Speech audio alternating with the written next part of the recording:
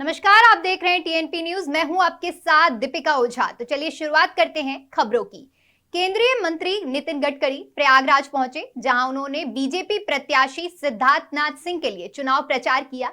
उन्होंने कहा कि अब गुंडे या प्रदेश से बाहर जा रहे हैं या जेल की सलाखों के पीछे जा रहे हैं। साथ ही उन्होंने सिविल लाइन स्थित भारतीय जनता पार्टी के चुनाव कार्यालय के मीडिया सेंटर का उद्घाटन किया। इस दौरान उन्होंने कहा कि 2024 तक यूपी की सड़कें अमेरिका रास्ते कोई आपस में मत। हमारी सरकार आने के बाद 2014 में हमने बहुत प्राथमिकता दी है और जो कुछ काम हुआ है वो दिख रहा है। जो नई बातें बताना है उसकी मैं पहले शुरुआत करूंगा कि उत्तर प्रदेश में करीब 1 लाख करोड़ खर्चा करके हम 8 ग्रीनफील्ड एक्सप्रेसवे और इकोनॉमिक कॉरिडोर बना रहे हैं। 2 बन गए हैं और 6 नए बनाए जा रहे हैं।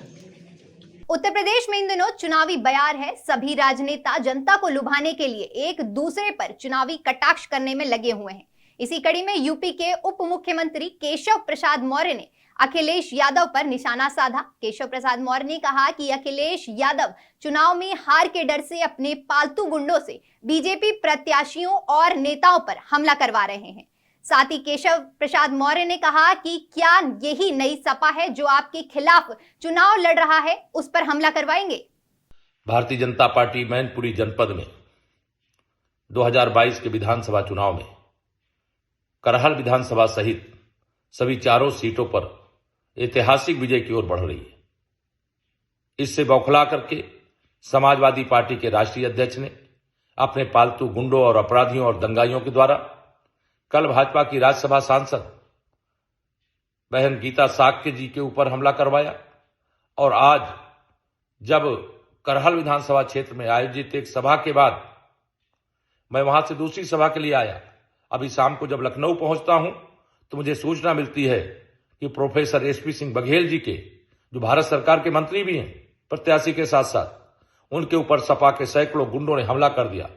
तो वहीं केंद्रीय मंत्री अश्विनी चौबे ने लालू यादव पर बड़ा निशाना साधा है। उन्होंने कहा कि आजादी के बाद इतना बड़ा घोटाला बिहार के लिए शर्मनाक है। साथ ही उन्होंने कहा कि लालू यादव ने जेपी को भी छला है और उनकी आत्मा को भी कलंकित किया है।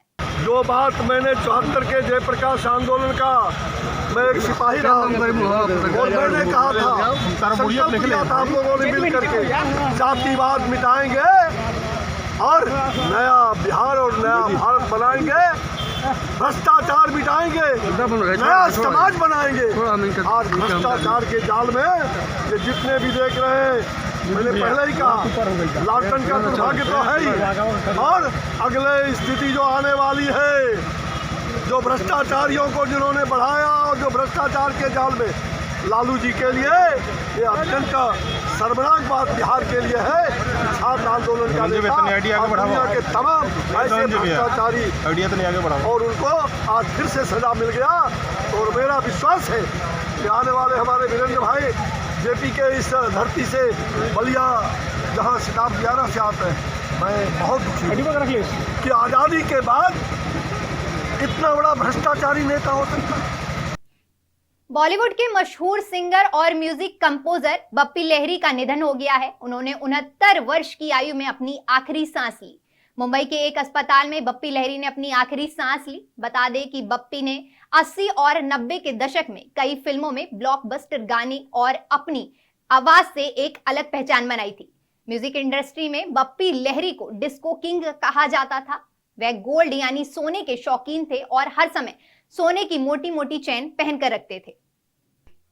हरियाणा के सोनीपत में मंगलवार को पंजाब के मशहूर अभिनेता दीप सिद्धू की सड़क हादसे में मौत हो गई है। उनका शव खरखौदा सीएचसी से सोनीपत के सिविल अस्पताल लाया गया है। यहां उनका पोस्टमार्टम किया जाएगा।